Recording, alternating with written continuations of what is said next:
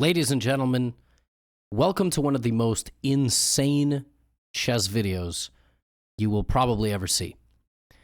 A fair warning for those of you who have watched my channel for a long time. I'm currently in Charlotte, North Carolina. That's why this looks like I'm in a safe house bunker hiding out in witness protection. And if you've never seen my channel, well, usually I don't film from a hotel room. So you got to take my apology, you got to accept my apology, because this video deserves fireworks, explosions in the background, but instead of all that, we're going to get a hotel room video. And why this video is insane is not because I'm in a hotel room, but because in this video, I'm going to cover one of the craziest world records that recently happened on chess.com. And that is Hikaru Nakamura getting the rating of 3,405 in Blitz chess. 3,405. Which is literally 3,000 points higher than some of you in Blitz chess. Some of you are rated 400 Blitz. Imagine being 3,000 points higher than that. That is nuts. He took down the record of Magnus Carlsen, and not only that, at some point during this run to 3,405, listen to what I'm about to tell you. Hikaru played 174 games. 174. And of those games, he lost 3. He lost 3 games out of 174. He won 159 games and made 12 draws and lost 3 games. I don't know how that's possible.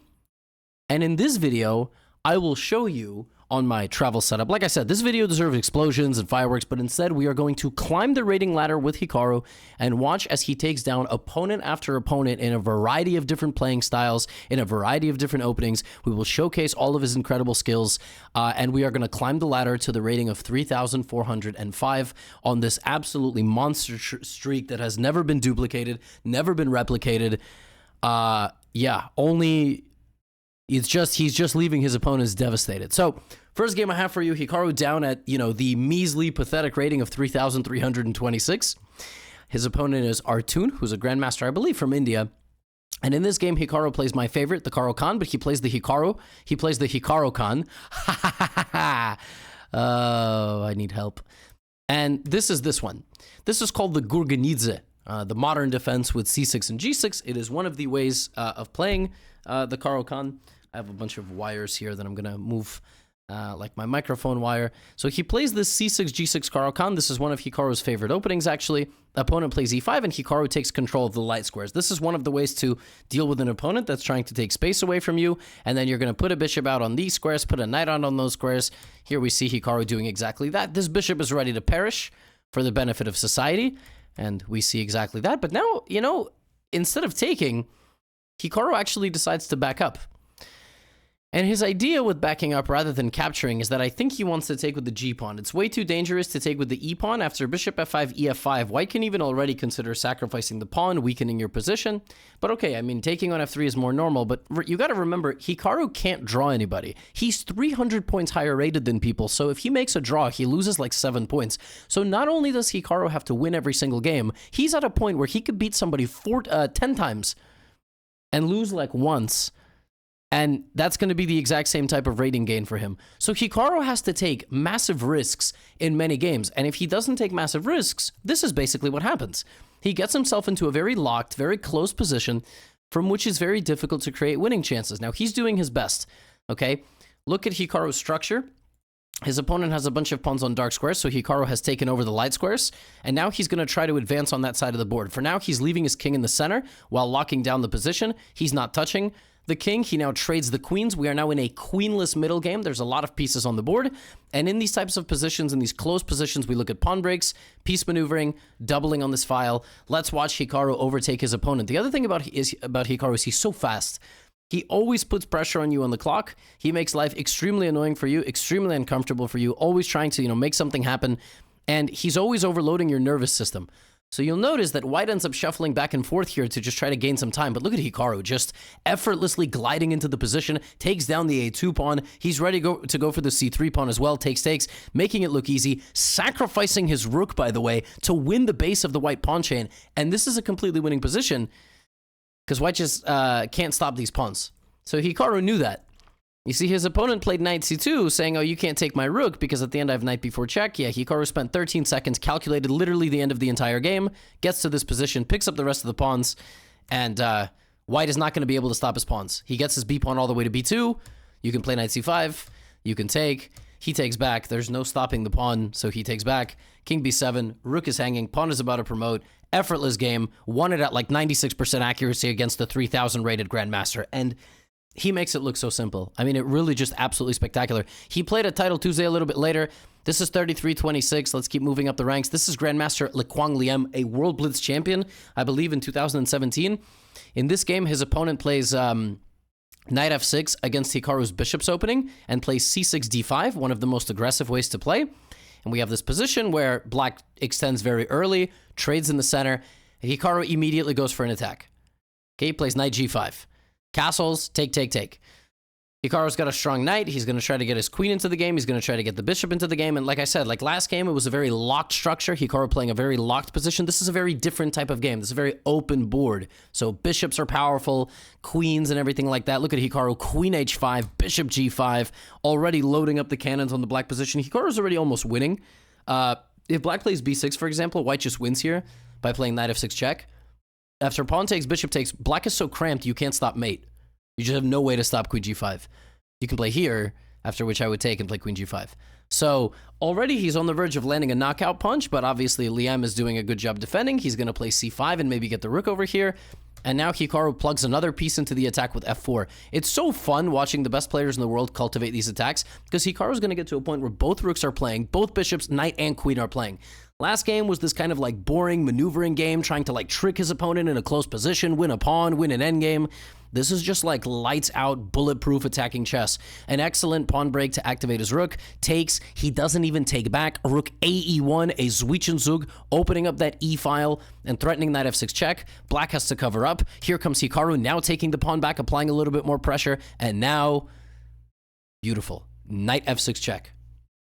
And I told you that Hikaru is a menace on the clock too, always seems to be up on time. He wins a queen, he backs up, and this is just a winning position. You can't take because of the pin. White is going to play h4, h5, and black's position already in dire straits with a lot of weaknesses. Black tries to create some counterplay, but it's just not good enough. Queen f3, queen b7, and Hikaru's going to start picking up the pawns, and he picks up one, he picks up the second one, and Liem just resigns or basically runs out of time, which is essentially the same thing. An absolutely bulletproof showing against a very, very, very, very good grandmaster. Lequang Liem is like a top 10, top 15 grandmaster on the planet. So, I mean, you can just imagine playing a game like that against one of the best players in the world and just making it look so simple. Starting out with the bishop's opening, and then the second that your opponent tries to mess around with you, you don't even let that happen. DE, the knight goes to g5. Knight c3, the best move for black would have been to play d4, but as we've already seen, Hikaru is a very, very good close position player as well. So black could have castled, white would have went for c3 or castles, h3, started some attack on this side of the board anyway. That was completely effortless, but Hikaru can get it done in attacking games, in open games, and closed games. Here's his next round in that same Title Tuesday, 3,335 against Grandmaster Benjamin Bach. His name is not Benjamin, this is Benjamin. I don't know why it's cut off, but the analysis tab has been doing that for some reason. c4, b6, bishop b7, and this one takes a very critical nature right away as Hikaru opens up the center, and we have this very obscure position, right, where white is sniping at the black is sniping at the white center. e6, this is anything but a close position. It's very open. Rook d1, bishop f4, okay? c5. Now, in this game, Bach is actually out the gate playing very quickly, but here he plays queen e2, which is the best move. And now he plays this idea d5, opening up the center, and the position completely explodes here as Hikaru takes the pawn, Bach takes here, opening Hikaru's king, and now rook takes d5, and rook d1, take, take. So in equal position, but in the last move, Bach spent a minute on rook d1. 50 seconds, not a minute. He spent 50 seconds on rook d1, and like I told you, Hikaru is so good with the clock. So he'll put pressure on you in a variety of ways. He'll attack you if the position demands an attack. He'll play the clock if the position demands a clock, demands clock play. He has an imbalance of pawns, right? 2, 3. But he has an imbalance of pawns here as well, 2 and 3. Hikaru is going to utilize that. Watch what he does. Queen here. Didn't even spend any time. Queen d3, king back. Doesn't spend any time. c4. Rook e8. 3 seconds on that move. No trade. That's very clever. He spends some time here for sure, but he backs up, and his idea is to keep the tension, keep pieces on the board. H3 gets the knight out. Rook d7 activates his bishop here, and now he decides, okay, I'm going to make a calculated decision here to trade the queens, because my idea is to target my opponent's pawns. And I told you that's all the imbalance that he needs, 110. He did all of that in about 5 seconds, leaving his opponent with 9 seconds on the clock. Hikaru is so nasty at this. He's so good at just making life a nightmare for his opponents, especially low on time. Rook b7, watch him defend everything like a jaguar. Bishop c7, he guards that. Bishop d6 pinning him, gives a check, gets out of the pin and pushes the pawn. White down to 7 seconds. Every decision has to be made instantly. And when you're low on time, you can start getting desperate playing moves like g4. b4 from Hikaru, holding everything together. And now look at this. Bishop e7, a clean move you can't take. You can take once, but you can't take twice, because if you take twice, there's c2. But what's crazy is that according to the engine, you can take. And after c2, there's rook e8, king h7, g6, king g6, knight e5, king f6, knight d3.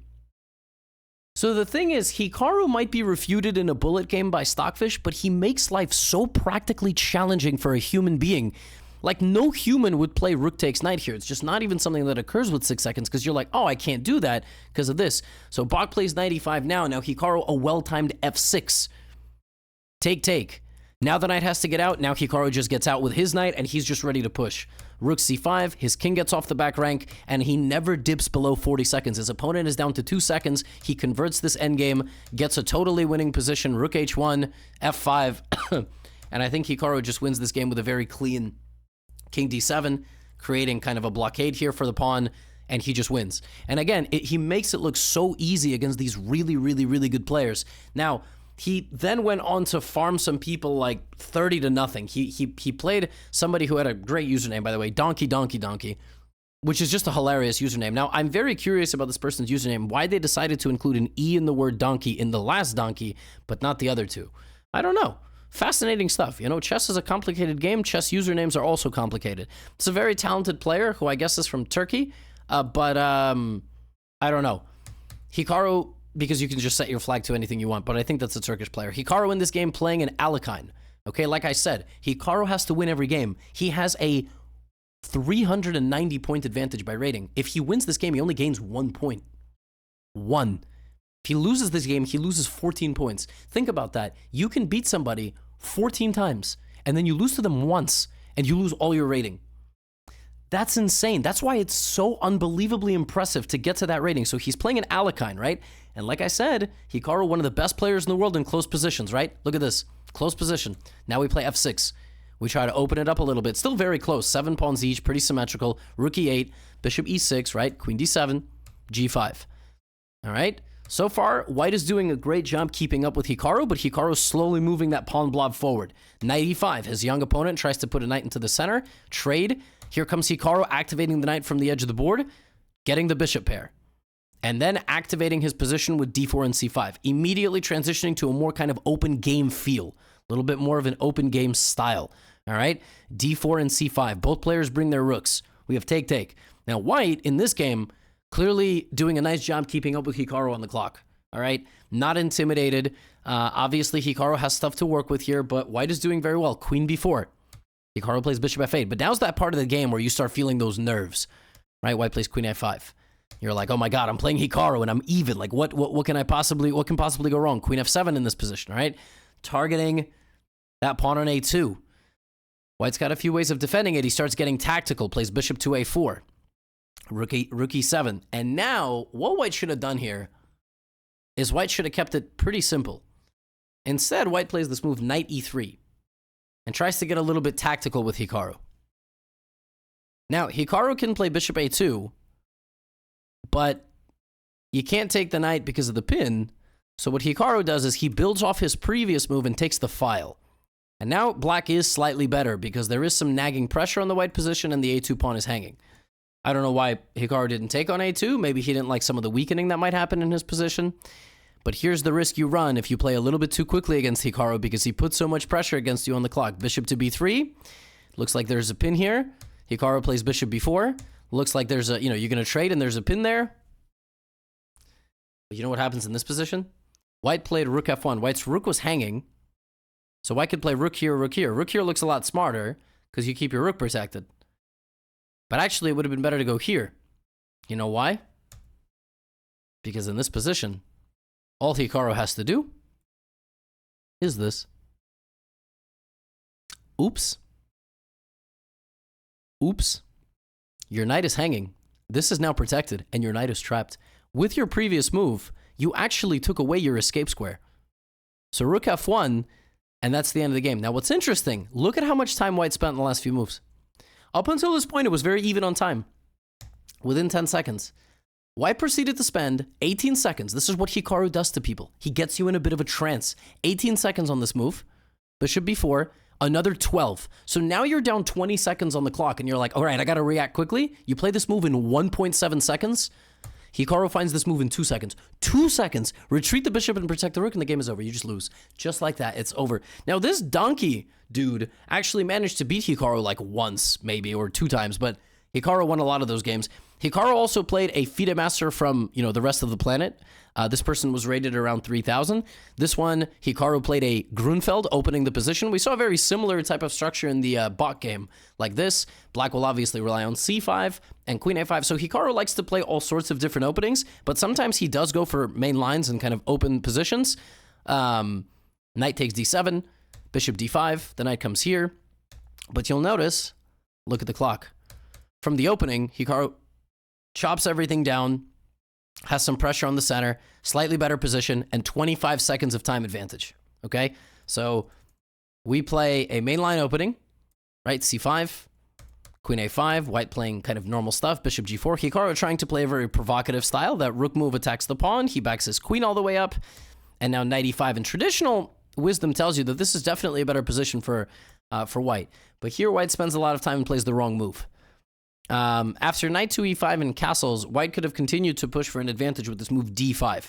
And again, if Hikaru is playing in a provocative way and you know 20 moves of theory, you might get an opening advantage, but then he's going to defend really well. And you have to beat Hikaru about 7 times in one chess game to actually get him to resign. Like, beating Hikaru is borderline impossible.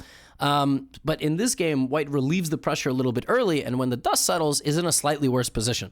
So Hikaru plays queen d7 looking to attack the pawn. White plays queen b4.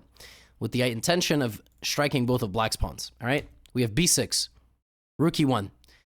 Hikaru takes on d5.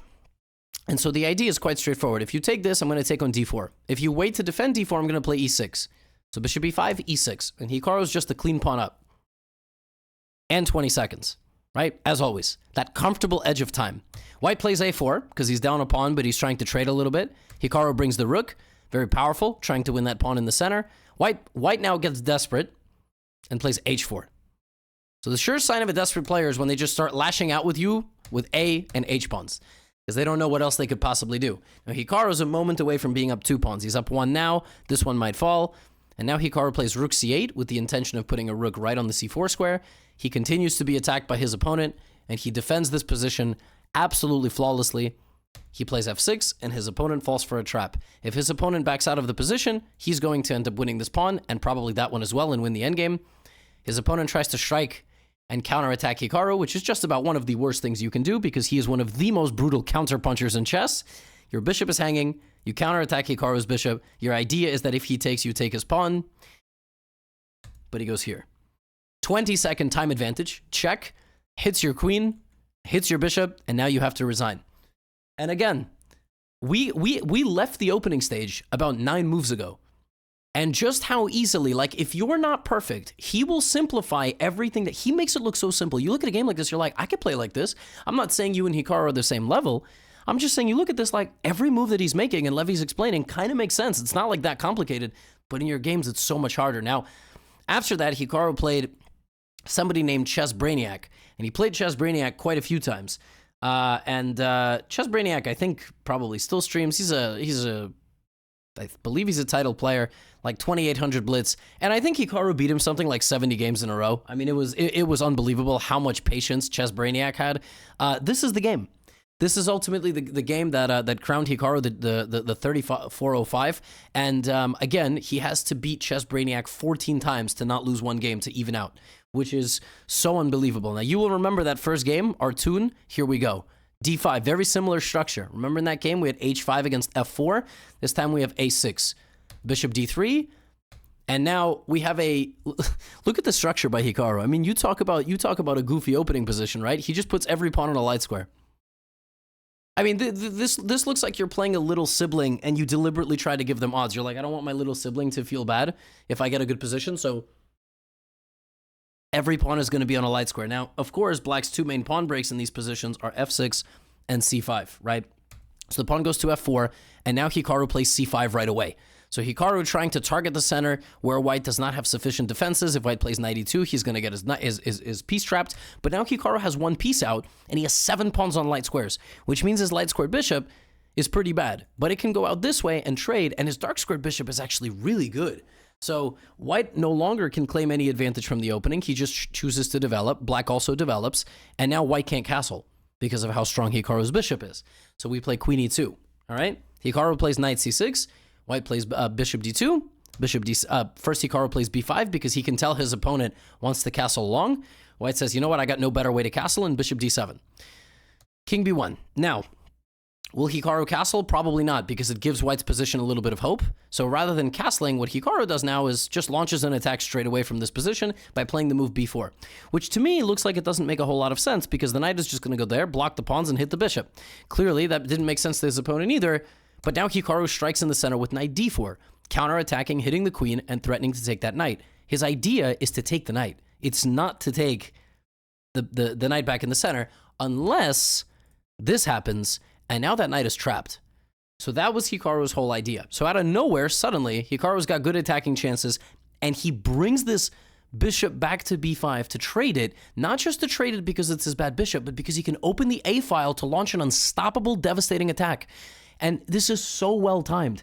It's so sophisticated, bishop to b5. White walked himself into a little bit of a pin, so now he can't get rid of this light squared bishop so easily. He goes bishop e3, but remember, Hikaru's idea is founded on positional play as well.